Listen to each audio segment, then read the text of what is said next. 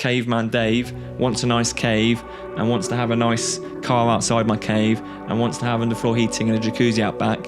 That's all nice, comfortable things. But the reality is, the best thing for me is probably out hunting mammoths.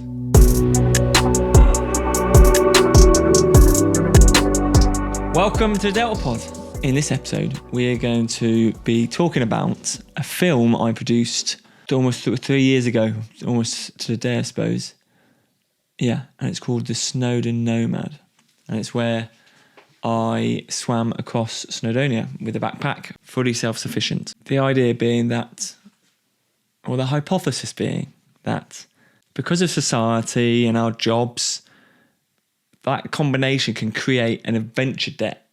And back in 2020, what had happened? We'd all been locked down, our horizon had all shrunk, we'd all been told that we had to stay at home, we couldn't go out, and our horizons couldn't be what they used to be. And so we have this adventure debt. And like any debt, if we don't pay it, someone's going to come and start taking things off you. People are going to come and ask for that debt to be paid. And I think this is more of a mental weight on our head. So we have this debt, this adventure debt, and we need to pay it. And so in 2020, I decided, right, I'm going to pay this debt. I'm going to go and two elements to it. There's one, doing the challenge, and two, trying to build a story around it. And that was actually quite an interesting creative challenge. And I spoke about creation versus consumption and how actually I think we need to be creating more. But the actual challenge in itself was going out and pay. I'd paying the debt. I'd been working from home in a very comfortable environment. I've been out doing my fitness, but otherwise everything's warm and I'm not exposed in any way. There was no risk, and so I needed to find an adventure. So I'm going to get myself up to Snowdonia, and the plan is to swim and run from the southern aspect of Snowdonia as far north as I can get in 2 days. So in 2020, I escaped the lockdowns. I live in England and I had to cross into Wales, and Wales has kept closing the borders. So I fortunately timed it so that we managed to get a weekend. And I say I ran it fully self-sufficient, but I had my dad and my brother shooting drone footage and getting some other footage, following me along for 2.5 days. We got into Wales for like the last weekend before we then went into another lockdown towards the end of the summer. So we managed to get into Snowdon, and the premise was I was going to start at point A and see how far I can get in 2.5 days. I basically had a weekend. And for me, that there's this whole concept of the nomad in my head. Like, what is a nomad? Well, a nomad is someone who's going from point A to they don't know where, they're just going on a journey, right? And so you carry everything you need with you. You're not coming back to point A, you're going away from it. And so I can't have things in my nice house. Don't have base camp. Base camp is what's on my back, or what's, if I suppose a more traditional nomad, what my camels can carry or what my horses can carry. But crucially, my life's going with me, right? And we're all moving together. And all I want to do, I suppose, in this podcast is really just talk through talking points, right? And please watch the film. It's on the Delta Pod YouTube channel. There's lots in it. It's about 24 minutes long. Lots of beautiful shots of Snowdonia, and me getting hypothermia, and me losing my rag, and water getting in the bag, and all my kit getting wet, and some jeopardy, let's put it that way. But there's seven things I just want to talking points which, having watched the film, and one of the first things I discuss in one of the first scenes is I talk about holiday versus adventure. And they both have a role, right? We need holidays and we need adventures. And I think actually I've been guilty of turning my holidays into adventures and then not having any holidays. And I say this truthfully, that I went on holiday to France about 3 months ago, and that was my first holiday since I turned 30, and now 36. So 6 years. So I've not had a proper holiday, go away, just chill, drink wine with your mates. I've not done that for 6 years. What I have done is I've been away and run up and down mountains and got cold and all that good stuff, which is great. And it is a change of environment, which I think is perhaps what a holiday requires, a bit of a change of environment. But adventure is something different. So let's not confuse holidays and adventures. An adventure, for example, I think needs to have a few ingredients. It needs to expose us to some risk. Maybe not you're going to die, not the 50-50, will I die, will I live type thing. But there needs to be some risk. And on a holiday, you don't necessarily have that. It has to have some discomfort.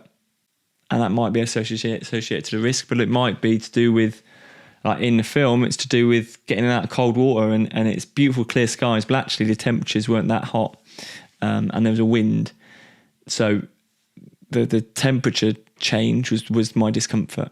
And that was on the first day. I swim up Barmouth Estuary, which is an estuary at the southern end of Snowdonia, and I'm racing against the tide. And I'd planned the tide I thought there'd be plenty of water, but I was swimming faster than the tide, so I got up the estuary faster than the tide did because I was going with the tide. And I ran out of water, so I was trying to swim in like a foot of water, and it just wasn't possible. And then I'd get up and I'd be like running down the middle of this estuary with just like a wind tunnel, and I'd just be getting colder and colder and colder. And I swam for about 4K, and then tried to do the runny bit, find a deep channel for about half an hour. And and I said in the film, I had to get out, and rather than swimming, it should have been a 6K swim. It was a 4K swim. Then I had to run the last little bit. And it's an interesting one, right? And I suppose going off on a complete tangent, in adventures, you have to learn to think on your feet, and you have to be able to adapt, to be able to, right, well, that was my goal, but if I push through to that goal, then I'll probably get hypothermia and I might be able to finish my strategic goal. So let's adapt the plan, let's get out, get moving. And a key thing I think I learned, so I did a lot of fell running as a teenager, or like mountain marathons and just being out in the mountains running. And one of the main control mechanisms to stave off hypothermia is movement and food. So if you're not moving and you can't eat, you're going to get cold. And so I realised that I needed to get moving. So the adventure, there needs to have some exposure to risk. There needs to be some discomfort, and requires some exertion, some physical exertion, or potentially mental exertion. Like, can I have an adventure indoors? Well, you can find some risk, and you'll probably find some mental discomfort, and you have to do some mental exertion. I would then say I think there needs to be some level of physical exertion, but happy to be debated on it. So you can go on a holiday, but that won't necessarily pay your adventure debt. As we're going through this, think, do you have an adventure debt? Is life super comfortable, and are you pressing into life? Are you kind of pursuing the colour of life? Joy. I talk about this in the film, like actually, without a bit of that risk, exposure, exertion, realising joy is quite difficult. And just because we're comfortable doesn't mean we're fulfilled and have joy in our life. And I think we're hardwired to want comfort. Like caveman Dave wants a nice cave and wants to have a nice car outside my cave and wants to have underfloor heating and a jacuzzi out back. That's all nice, comfortable things. But the reality is the best thing for me is probably out hunting mammoths. Right, that's probably why I feel most alive. And for me personally, I feel most alive when I'm out doing things, exerting myself and perhaps testing myself. So joy shouldn't be confused with comfort. And actually a bit of discomfort might deliver a bit of joy. Packing our bag. So there's a little shot in the film where I can do a top-down shot of everything in my bag. And so I'm running, carrying everything self-sufficiently, and it's in this big waterproof bag. We all have houses. I'm in my house right now, and it's just full of stuff. And that grates on me a little bit, the fact that my house is full of stuff. And I love to kind of fully embrace minimalism. It takes a lot of effort.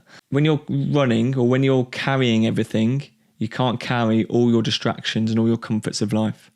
And actually, you really focus in on the comforts you really want. So I remember making a decision around what jackets and clothes am I going to take. And I said, I'm only going to take this one blue kind of warm jacket. And that was it. That was my one bit of comfort. And so it got a little bit wet towards the end of the film, but actually still every time I put it on, in my head I was like, that's my comfort, that's my bit of warmth that I could kind of look forward to. I didn't need a big house and jacuzzi and a nice car, right? I just needed that nice warm coat.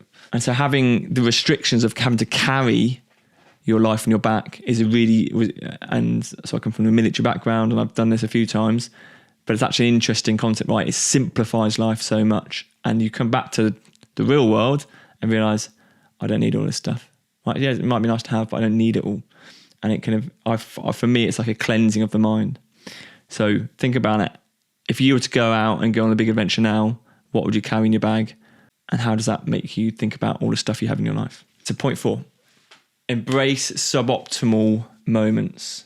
I go on a bit of a rant in the film about how there's all these kind of marathons and triathlons and stuff which are nice, but when you turn up to them, they're like organised within an inch of their life, and actually there's no suboptimal nature to them. Yes, you're going to hurt during the run potentially, or the whatever the event, but it's not suboptimal. Whereas getting out in the wilds, going on a mountain marathon, doing something like a nomad, and that's what I would call it. I've been on a nomad where I carried my backpack and I went out for 2 or 3 days. You're going to have to embrace the suboptimal. And I think that builds resilience, and you can bank that resilience. And I'll talk about it in a bit, resilience and discipline. But this whole thing about we need to embrace and pursue suboptimal environments, because that helps us grow. Point 5, what's the plan? We all have a plan. I've mentioned this already. We all have a plan. Sometimes we don't execute it, and we just need to see it through. We need to execute our plan and think about, right, in the film I do a night swim. I hadn't planned to do any night swims, but I said that on day 1 I was going to do 2 swims. And I hoped to get to the night swim faster, but because of the ground, it was really bad. So I got there late and it was dark. So I thought, well, I'm going to make my tent and I'm going to go for my swim. So I went for my swim, I made my tent, went for my swim, still got in, got back and got it done. But swimming, I tell you what, swimming through it was dark and it's black water, it's all peaty water. Swimming through that is an alien world, right? All I could see was a torch on the other side of where I was getting out. I was just swimming towards that and it's just blackness. And it's cold and it's like a sensory overload. But once again, suboptimal moment and like a real something I'll tell my grandkids about, like a real moment found through pursuit and executing the plan. The plan was I'm going to do 2 swims. I'm going to do 2 swims, even if it's 9 o'clock at night. Number 6, just do. I think there's this concept of we are machines. Think of yourself as a machine, right? I need to feed the machine. I need to prepare the machine. I need to give the machine rest or charge it through sleep. Like, how am I looking after the machine? And I think because I kind of prepared the machine in going up to this adventure, and then I wasn't necessarily fueling as well as I was, and that's why I started talking about in the film that I'd done lots of running on the second day, but I hadn't eaten enough, and I could start to feed it. And I was like, right, hang on a second, you're not eating, you haven't fueled the machine. It's not your head. And as soon as you get a little bit hungry, your head starts to go, and like, right, stop, eat your food, act like a robot for a little bit. Right, oh, funny thing, bit of sugar, some food, I'm back in. So you've got to feed the engine, but you've also got to train the engine. How can we think like robots or think like I'm an engine? And then the last point I just want to talk about is discipline. And I think there's this whole piece around discipline is a transferable asset that I can, like any asset, I would invest in it. It becomes an asset, and then I need to leverage it to my gain. And so by going and doing these adventures, by going and paying your adventure deck, by going and being a little bit exposed to some risk, having a bit of discomfort, exerting yourself, all those things require discipline. You're banking it for a moment in life when you absolutely need it. It might be a tricky situation at work. It might be something in your family life, whatever, but there's going to be moments where you need discipline, but you also need resilience. And I think those two are closely linked, not the same, but closely linked. And so how do I bank discipline so I can transfer it into another moment in life? And I've spoken about this before, but there's lots of areas where I think we can bank and grow discipline so we can use it later on or as required. So invest in yourself, go do some hard stuff, go build some discipline. And then just some questions for you to think about. Do you have an adventure debt? Just think about it. When's the last adventure you went on? When were you last exposed to some cold or some extreme heat or some hunger, those kind of things? When were you last away from comfort? When did you last really exert yourself? Those kind of things allude to adventure. And I don't want to prescribe adventures having to be outside, but I think get out in the mountains, get out on the coast, do something which is going to expose you.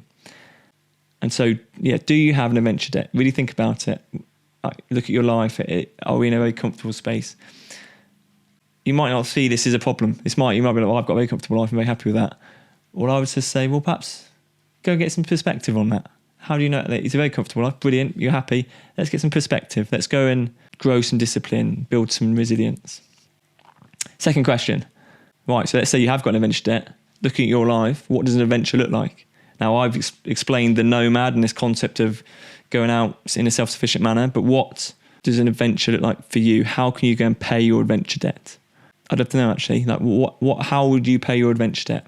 Does it mean day out, swimming in the sea? Does it mean long walk with the dog? Does it mean 4 nights self-sufficient in the Arctic? What does it mean? And obviously there's levels to how extreme things are. And then the last bit, which I haven't really touched on yet, is on the last day of the run, you'll see I'm wearing a Hawaiian shirt. And there's a piece here around, I need last day, might be a bit tired, legs might be a bit tired. And I just wanted to not take things too seriously, not let the heaviness of it get on me. I was like, right, get my morale garment on. And that Hawaiian shirt has been everywhere. I got it in Belize when I was there with the army in 2010.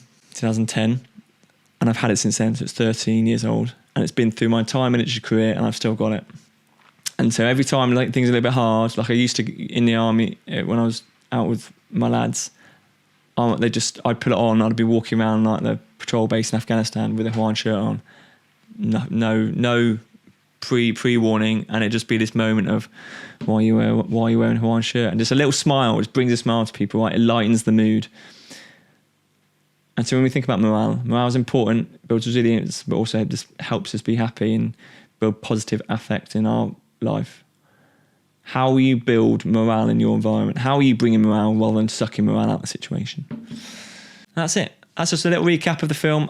So please go watch it, share it, tell your mates. There's a blog on DeltaPod blogs, deltapodblog.com, talking all about the Nomad and a bit about the format of it, and have this podcast, just walk through a few things.